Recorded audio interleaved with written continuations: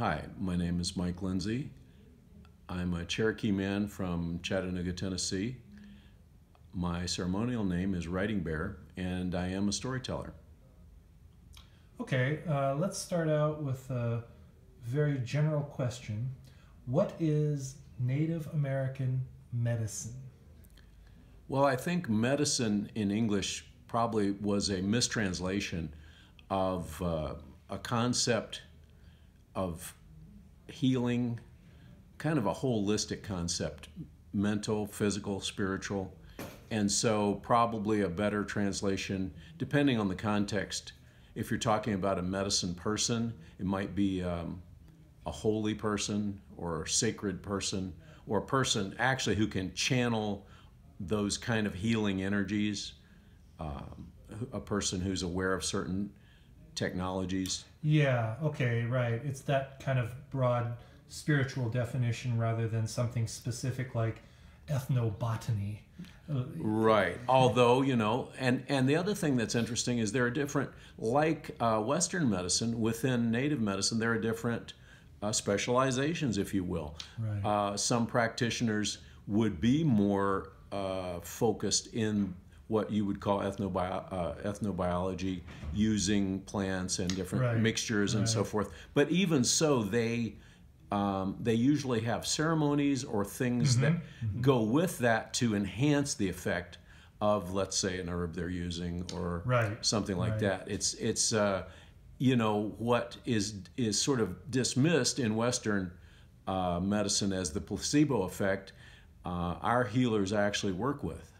And even someone like myself in the Right. Cherokee tradition, I am not what most Western people would consider a medicine man, but in the Cherokee tradition, storytelling is itself a kind of medicine. It can provide comfort and healing more, in the psychological, emotional sense.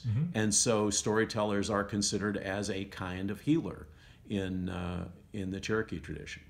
Right. Yeah, I remember first got aware of that kind of holistic whole approach that's not just focused on the pharmaceutical aspect. Right. When I read a Native American book called Love Medicine. Oh. And that's when I realized medicine was just everything. It was a spiritual and a whole idea Right. of being and Yes. of whether it was preventative or curative. Exactly. It was just the whole package, basically. And I think, yeah, maybe that kind of leads us to another possible translation would be, holistic,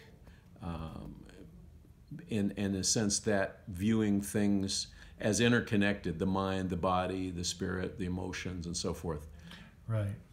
In that way, it's similar to many traditional medicines because even Chinese medicine Right.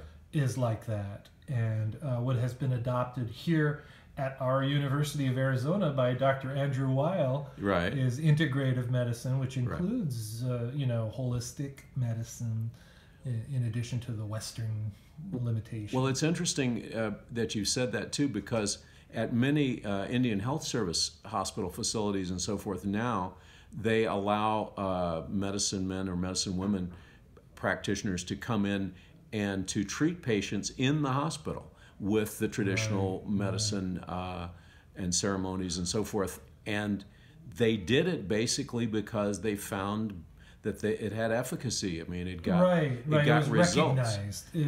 recognized for its value that wasn't just limited to the Western tradition. Right, and it got recognition. It got results.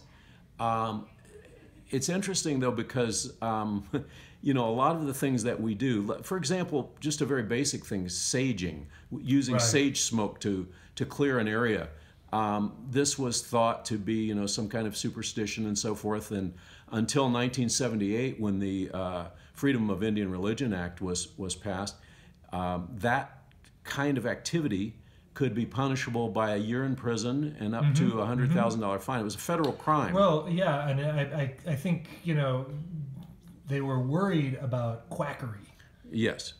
And so, yeah, I want to lead into that. Okay. How does one recognize bona fide Native American medicine or healing and distinguish it from a fraud artist or a quack who could be posing as a Native American healer? Right? I know that's a scam that's out there. That's a very good. There's a lot of discussion about that among Native people because, of course, we are most concerned about it, I guess, among ourselves. There are a few touchstones that you want to look for. Okay.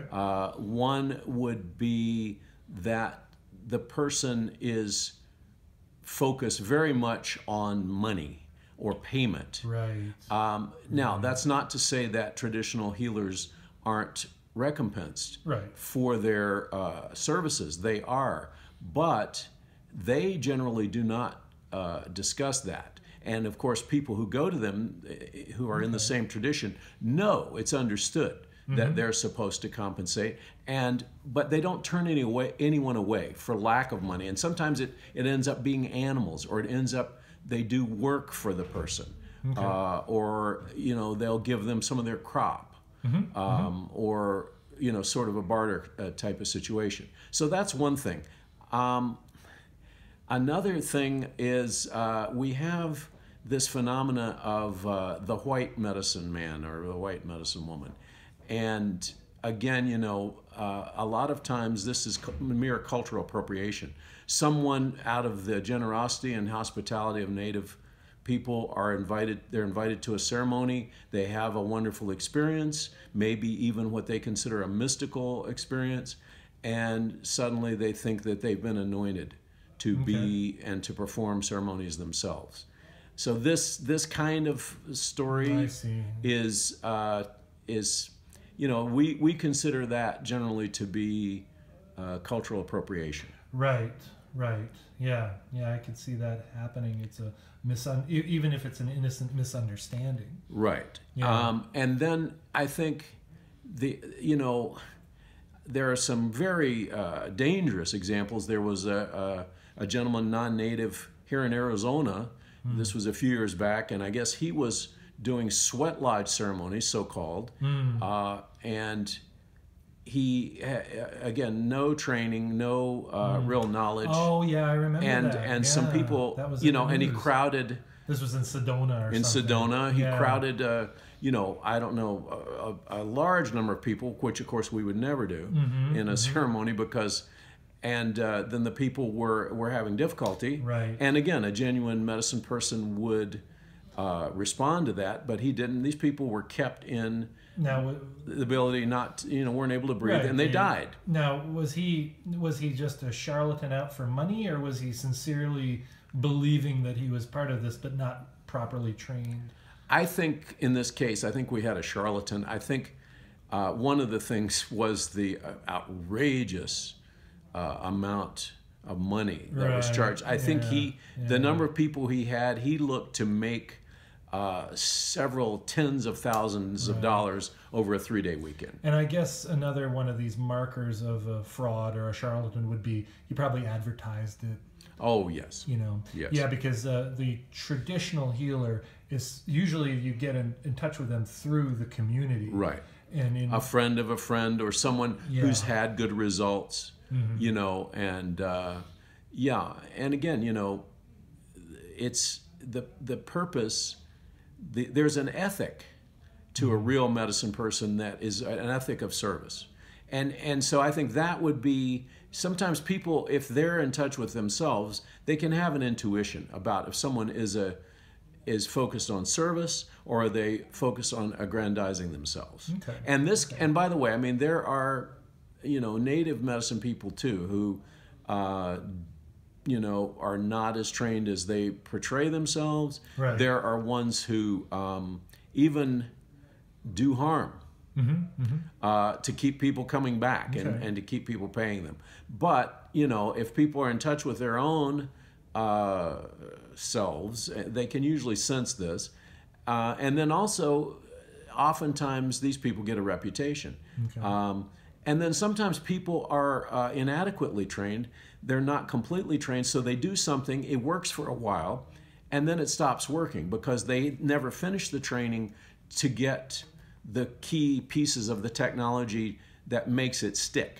Okay. And so I've heard of those kind of cases too. Now, I remember one time, getting back to this idea of like how big or the scope of medicine in the Yes. native tradition is compared to, say, just targeting a sickness or something. Okay. When I had a neighbor who was an elderly Navajo woman, and she needed to go back home, so I offered to drive her home back to the res. And she blessed my car with corn pollen. She took out her medicine bag. Yeah.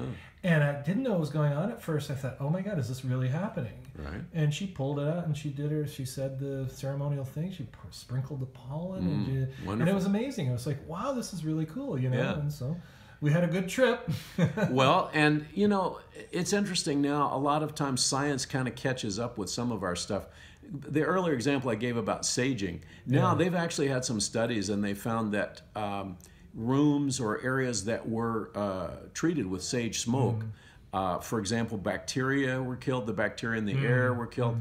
And you know, now some of this stuff has appeared on the internet and so forth, recounting these studies. So it seems that maybe our elders knew something. And I refer to a lot of these things that we do as a technology. It's not the same kind of technology that Western people are used to, but it is a technology in that it has specific ways it works, specific processes that have to be followed in order for it to work. And so we don't, a lot of people want to sort of mystify what we do and make it mystical. And I don't really see it that way. No, I see it as an alternative technology. Right, and you're using the language of the time to Yes. describe it. Yes. That makes sense. Yeah. All right, thank you. You're welcome.